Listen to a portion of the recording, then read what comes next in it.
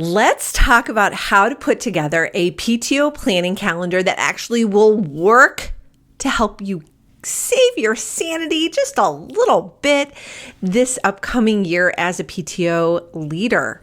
So this is something that you should be doing as soon as you're actually elected or around the time. I think sooner is better. I always do at the time when I am kind of slated for a position, kind of get thinking for about the year ahead as much as possible.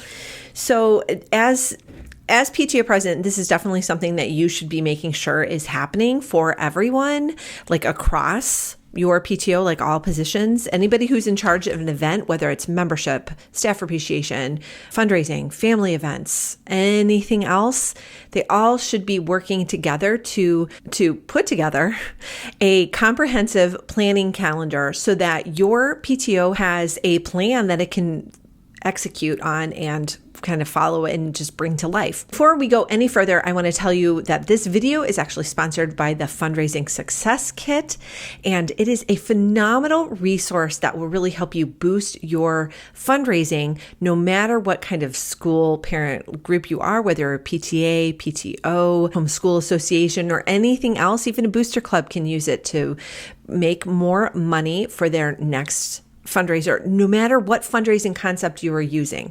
It really works whether you are using a traditional product catalog fundraiser or a readathon or a walkathon fundraiser. Really, any type of fundraiser, you can use the strategies that are highly adaptable and customizable to fit your needs, both volunteer base and your community. Wherever you're at, it can help you immensely. So go ahead and check out that resource. Okay, now let's get into the particulars of what you should be doing in a planning calendar. And basically, the whole idea of doing a planning calendar is to physically, actually map out what is going to be going on in your PTO month by month so that you can minimize conflicts.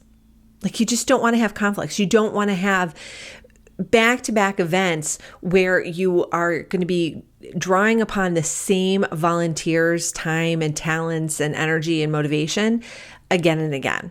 You want to be spacing things out so that you're not having things be back-to-back and that you have ample time for people to be living their lives in between. So this is especially key at the lower elementary schools where typically there are more events going on and that schedules can be kind of tight. So the first thing you're going to want to do is actually get a monthly calendar. And I have a freebie that has some of these tips kind of listed at the bottom to help you stay on track. I will pop a picture up on the screen so that you can see what I am talking about. Get a calendar for each month of the school year. And then you want to first fill in any holidays, national observances like Labor Day. If you have a lot of Jewish families or Muslim families who have certain observances, you're going to want to note those, or any other religion or ethnicity, anything that is going to be taking the time and attention of your families. You want to note it on this calendar. So that also includes district events and other local events, sporting events. I live here in Cleveland, and so we have a lot of major sporting teams. And so every once in a while they're good. Back in the LeBron James day, the Cavs were really good, even won a championship.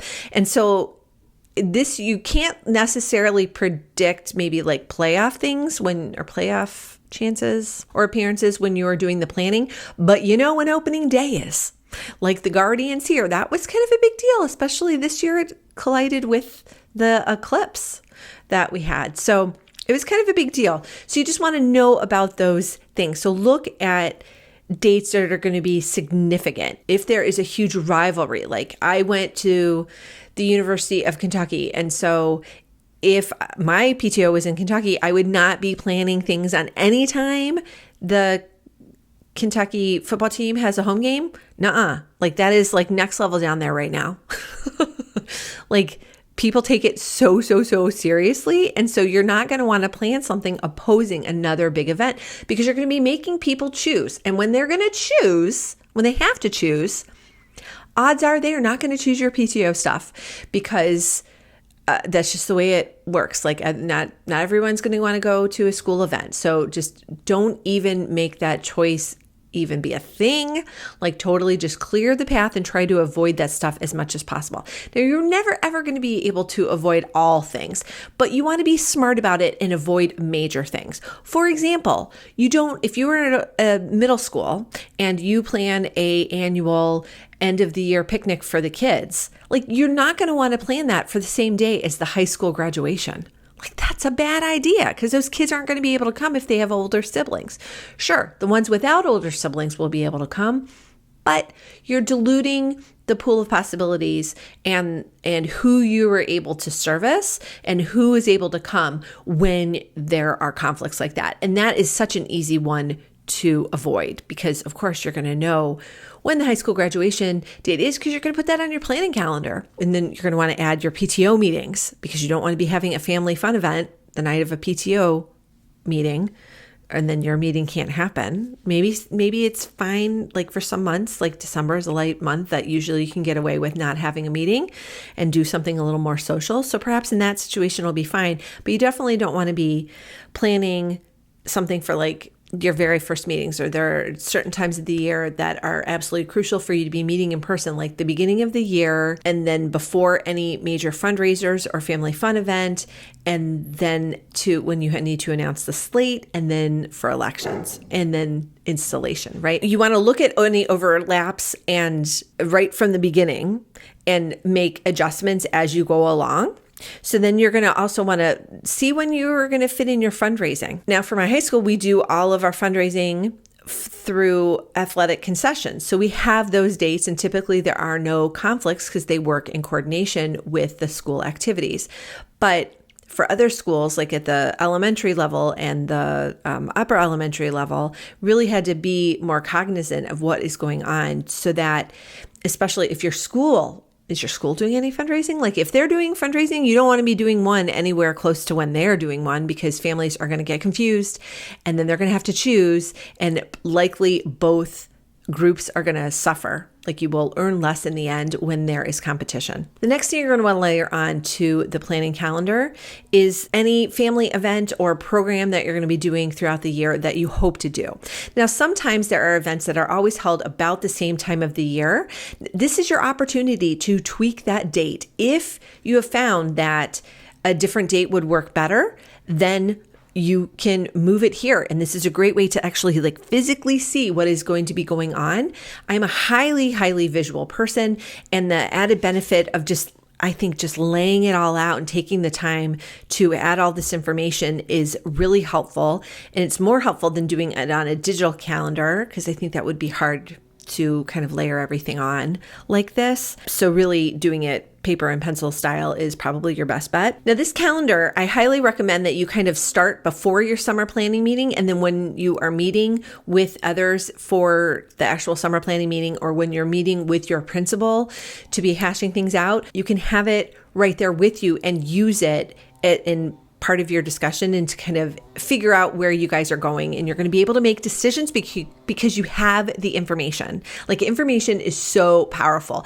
If you were just leaving all this to chance and saying, oh, we'll just, when should we have carnival? October 13th looks great. Well, what happens if there is another huge event and you could... So I really don't know where the end of that video went. You really just want to avoid conflicts as much as possible. And when you lay everything out in a planning calendar, it's going to be so much easier to see. So I hope this is giving you some ideas about how you can approach planning for the upcoming school year, how you can really position yourself in a very strong position so that you're going in with information that you can use when you are meeting with your principal, when you're meeting with other committee chairs. Like everything will be laid out so that you can continue to layer on additional events as they pop up. So again, hope you enjoyed these ideas and that you will join me for my next video. Want even more guidance on how to be a stronger leader so you can run a better PTO or PTA? All of these resources and more are waiting for you at PTOanswers.com.